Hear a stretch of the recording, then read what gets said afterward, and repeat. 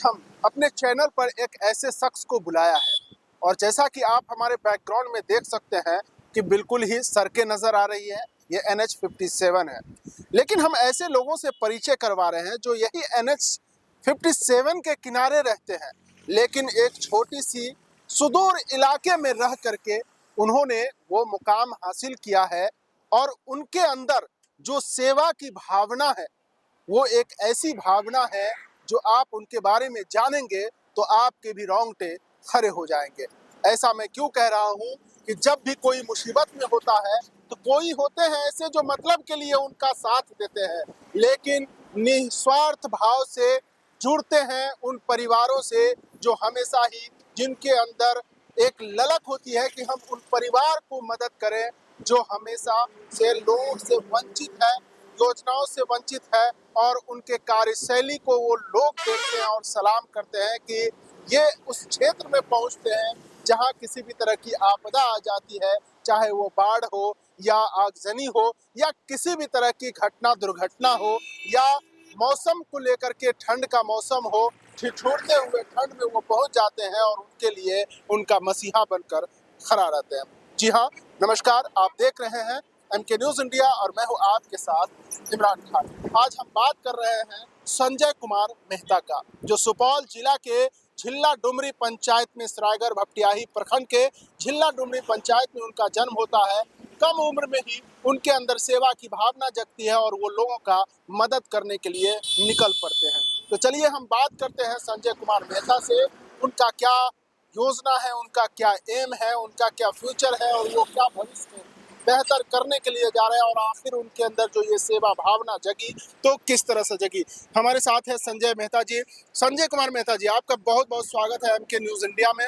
और ख़ास करके आपको हम देखते हैं कि जहां भी किसी भी तरह की आपदाएं आती है, चाहे वो बाढ़ से रिलेटेड हो या कोरोना काल हो या इस तरह से देखा जाता है कि आगजनी हो, उस जगह पर आप हमेशा से ही नजर आते हैं और सबसे पहले पहुंचते हैं। तो आप अपना परिचय बताइएगा कि आपने इस काम को लेकर के क्या फाउंडेशन बनाया है, आप किस तरह से इस क्षेत्र में काम कर रहे हैं। देखिए, हम 14/6/2020 से प्रगति बाल विकास योजना फाउंडेशन के द्वारा, मतलब जो मेरा संस्था है, उसके द्वारा हम 14/6/2020 से लगातार गरीब निसहाय दिव्यांग के बीच कहीं किसी भी तरह का कोई भी आपदा होता है ना, तो वहाँ हम सबसे पहले पहुँचते हैं। जैसे भी किसी के द्वारा हमको सूचना मिलता है तो वहाँ हम पहुँचते हैं। जी, अक्सर हम देखते हैं, हमने पिछले दिनों आपका खबर भी बनाया था और देखे कि जबकि राघोपुर ब्लॉक के दौलतपुर पंचायत में वार्ड नंबर 6 है और 7 है, उसमें देखा गया कि 78 परिवार का घर जो है जलकर राख हो गया था, लेकिन आप वहां भी नजर आए उन गरीबों को, उन परिवारों को मदद करते हुए। तो ये जो मदद करने की भावनाएं हैं आपके अंदर किस तरह से जगी, आप कैसे मदद कर पाते हैं? देखिए, हम शुरुआती दौर में भी, हम जिस टाइम में मतलब पढ़ाई कर रहे थे, उस टाइम में भी हमारे अंदर बहुत बड़ा उत्सुक था कि हम लोगों का सेवा, मतलब गरीब लोगों का सेवा हम कैसे कर पाए। तो धीरे धीरे मन में योजना बनी कि हम एक संस्था अगर हम बना लेते हैं तो संस्था के द्वारा हम लोगों का मदद अच्छी तरीके से हम कर पाएंगे। तो संस्था जो आपने बनाया है, संस्था का क्या नाम? संस्था का नाम है प्रगति बाल विकास योजना फाउंडेशन। तो प्रगति बाल विकास योजना फाउंडेशन आपने संस्था बनाया है, तो इस संस्था के अंदर आप क्या क्या कुछ काम करते हैं? हम संस्था के अंदर स्वास्थ्य से संबंधित काम करते हैं। ग्राम पंचायत लेवल पर हम प्रत्येक पंचायत में हेल्थ शिविर भी लगाते हैं। हेल्थ शिविर के साथ साथ ठंड के समय में हम कंबल वितरण का भी काम करते हैं। दहेज प्रथा रोकथाम पर भी हम काम कर रहे हैं। बाल विवाह रोकथाम पर भी काम कर रहे हैं। खास करके शिक्षा के क्षेत्र में हम काम कर रहे हैं। शिक्षा के क्षेत्र में बाल विवाह को रोकथाम के लिए, उसके साथ ही दहेज प्रथा एक कुरीतियां है, उसको मिटाने का आप लोग जो है बीड़ा उठाए हैं। तो इसमें आप लोग कितने लोगों की टीम है आपके अंदर जो इस संस्था में काम कर रहे हैं? ये संस्था में हम पहले 3 मेंबर थे। 3 मेंबर में से 2 मेंबर का मतलब काम करने को उतना उत्सुक नहीं था, तो हम 2 मेंबर को हटा दिए, फिर हम दूसरा 2 मेंबर को ऐड किए हैं। अभी फिलहाल हम सेल्फ काम कर रहे हैं। अच्छा, सेल्फ काम कर रहे हैं। उसके अलावा जो है संस्था जैसे कि कहीं न कहीं फंडिंग की भी ज़रूरत होती है, तो लोग इसमें किस तरह से जुड़ पाते हैं आपसे? फंडिंग कैसे होती है?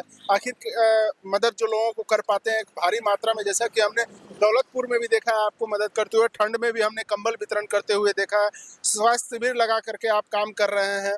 तो कहीं न कहीं से फंडिंग होता है, कहीं जो सबसे बड़ी बात होती है कि आर्थिक की वहाँ ज़रूरत होती है, फंड की ज़रूरत होती है, तो वो कैसे आप अरेंज कर पाते हैं? अभी हम छोटा-छोटा फंडिंग से काम कर रहे हैं। अगर बिज़नेस, व्यापार, उद्योगपति का अगर हमको मदद मिलता है, बड़े-बड़े लोगों का अगर हमको मदद मिलता है, तो बहुत अच्छे तरीक़ा से हम काम कर पाएँगे। और जितना अभी हम कर रहे हैं, उससे ज़्यादा मेरा कोशिश रहेगा कि हम करें।